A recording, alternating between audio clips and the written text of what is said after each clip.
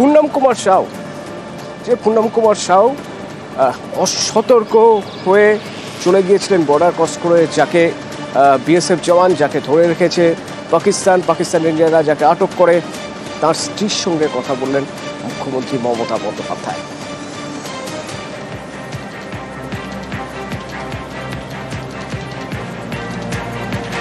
তেইশে এপ্রিল থেকে অর্থাৎ 22 তারিখ পেহেলগাঁওয়ের ঘটনার ঠিক পরের দিন থেকেই পাকিস্তানে আটকে এই পূর্ণম সাউ। তার পরিবারের চিকিৎসার আশ্বাস দিলেন মুখ্যমন্ত্রী তার স্ত্রীর সঙ্গে কথা বলে, এবং মুখ্যমন্ত্রীর সঙ্গে কথা বলে পূর্ণমের স্ত্রী তিনি আশ্বস্ত। কালকে মিটিং হবে ওনাকে ছাড়ানোর জন্য, এইটুকু উনি বললেন।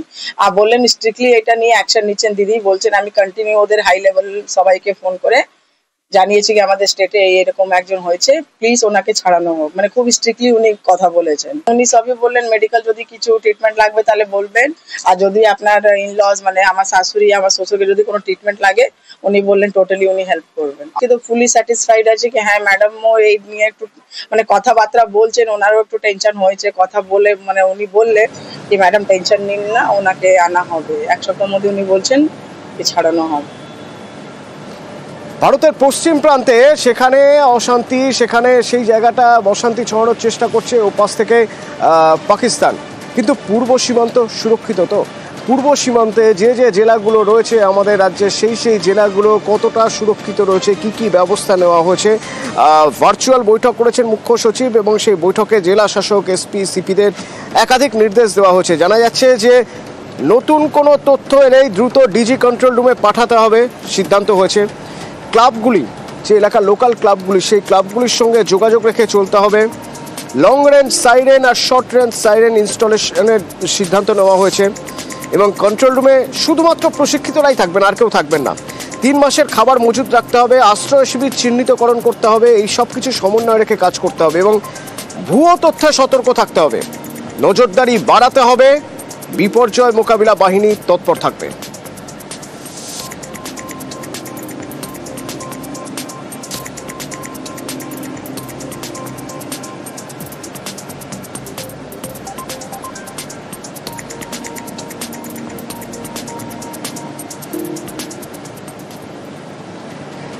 আমাদের রাজ্যে বাংলাদেশের সঙ্গে যে সীমান্ত, তার অনেকটা জায়গা কাঁটাতারহীন।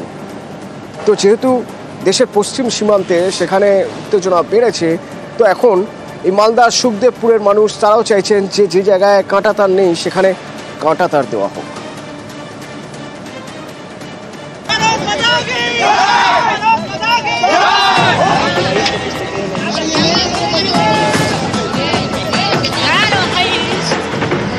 মালদার কালিয়াচকের সুখদেবপুর একেবারে ভারত বাংলাদেশ সীমান্তে। গত জানুয়ারিতে এখানে কাঁটা তারের বেড়া দেওয়ার কাজ শুরু করে বিএসএফ। সেই কাজে বাধা দেয় বাংলাদেশের সীমান্ত রক্ষা বাহিনী। বর্ডার গার্ড বাংলাদেশের জওয়ানদের বাধায় কাঁটা তারের বেড়া দেওয়া যায়নি। ভারতীয় ভূখণ্ডে বেড়া তৈরির কাজে বাধা দিয়েছে বাংলাদেশ। গত জানুয়ারি মাস থেকেই এই কাজ ঝুলে রয়েছে। পাকিস্তানের সঙ্গে ভারতের যুদ্ধ পরিস্থিতিতে ফের কাঁটাতারের বেড়া তৈরির দাবিতে সরব সুখদেবপুর, কারণ তারা মনে করেন যে যত দ্রুত এখানে কাঁটাতারের বেড়া তৈরি হবে ততই নিরাপদ হবে সুখদেবপুর। এই ফাঁকা জায়গা দিয়ে অনেক সময় বাংলাদেশের দুষ্কৃতীরা আসে, অনেক সময় চোরাচালান কারবার হয়। এখন বর্তমানে যে সিচুয়েশন, এই পাকিস্তানি জঙ্গিরা এখান থেকে প্রবেশ করতে পারে। তার জন্য চাইছি যে ফাঁকা জায়গাটা তার বেড়া হয়ে গেলে আমরা শান্তিতে বাস করবো। পেহেলগাঁওয়ে জঙ্গি হানার থেকেই উত্তপ্ত ভারত পাক সীমান্ত। দেশের পশ্চিম প্রান্তে উত্তেজনা, আর পূর্ব প্রান্তে বাংলাদেশ সীমান্তে উদ্বেগ। গত অগস্টে বাংলাদেশে হাসিনা সরকারের পতনের পর থেকে কাছাকাছি এসেছে ঢাকা ইসলামাবাদ। এবার ভারত বিরোধিতায় বাংলাদেশের জমি ব্যবহার করবে না তো পাকিস্তান, চিন্তায় মালদার সুখদেবপুর। পাকিস্তান আর ভারতের সঙ্গে যে যুদ্ধটা চলছে আমরা সুরক্ষিত থাকতে চাই, ওরা যদি থাকতে দেবে না আমাদেরকে।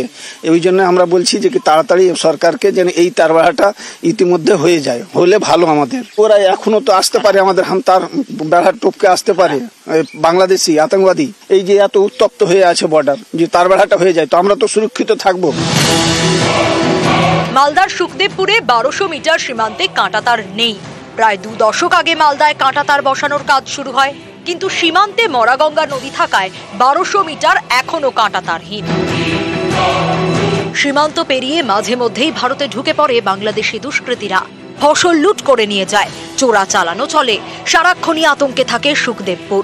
ভারত পাক সীমান্তে উত্তেজনা বাড়ায় সুখদেবপুরেও আতঙ্ক বেড়েছে। পাকিস্তানের যুদ্ধ থেকে একটু আতঙ্ক আছে, কখন কি হবে না হবে বলা যাবে না। পাকিস্তান বাংলাদেশের সম্পর্ক ভালো এখন? হ্যাঁ, এখন সম্পর্ক ভালোই। বাংলাদেশিদের উৎপাত আছে এখানে? হ্যাঁ, বাংলাদেশ উৎপাত আছে, না থাকা না। চোরাচালান হয়? চোরাচালান ভালোই হয়। গরিব মানুষ যদি বম বাস করে দেয়, কোথায় থাকবো? আমরা চাষের তারপর একটা ওদিকে চলে যাব। আমাদের জমি জায়গা আছে, আধার কার্ড দিয়ে যাই। সীমান্তবর্তী গ্রামে ফেন্সিং নেই, বিএসএফ এর কড়া নজরদারি আছে। এখন তা আরো জোরালো হয়েছে। বিএসএফ এখন বেড়ে গেছে, বর্ডারের লাইট টাইট সব খুব সুন্দরভাবে দিয়েছে, যেন পারাপার হলে সব দেখতে পাবে পরিষ্কার। তো ওদের যদি কোনো অসুবিধা হলে আমরাও বিএসএফ এর সাথে আছি, বা কোনো গন্ডগোল হলে আমরাও বিএসএফ এর সাথে সহযোগিতা করি। সুখদেবপুরে কিন্তু এই মুহূর্তে ফের জোরদার মানুষ দাবি তুলছেন। তারা বলছেন এখানে কাঁটাতারের বেড়া দেওয়ার কাজ অবিলম্বে শুরু এবং শেষ করতে হবে। ক্যামেরায় পিন্টু সরকারের সঙ্গে সেবক দেব শর্মা, নিউজ 18 বাংলা, সুখদেবপুর। পাকিস্তানের ভরসা বাংলাদেশ। যদি বাংলাদেশের দিক থেকে কোনো রকম কোনো আক্রমণ আসে, মেখলিগঞ্জের কৃষকরা সীমান্ত লাগোয়া অঞ্চলে যেখানে তাদের চাষির জমি রয়েছে সেখানে তারা চাষ করতে যেতে ভয় পাচ্ছে। তো বিএসএফ তাদের কনফিডেন্সে নিচ্ছে, বিএসএফ তাদের ভয় কাটানোর চেষ্টা করছে। আর সেই জন্যই বিএসএফ পুলিশ তারা মেখলিগঞ্জের কৃষকদের সঙ্গে বৈঠক করেছে। বলছে দল বেঁধে চাষ করতে যান আপনারা যদি ভয় থাকে। 16ই এপ্রিল শীতলকুচির এক কৃষককে তুলে নিয়ে যাওয়া হয়, পরে বিজেপির সাহায্যে বাংলাদেশের দুষ্কৃতীদের বিরুদ্ধে অভিযোগ করা হয়।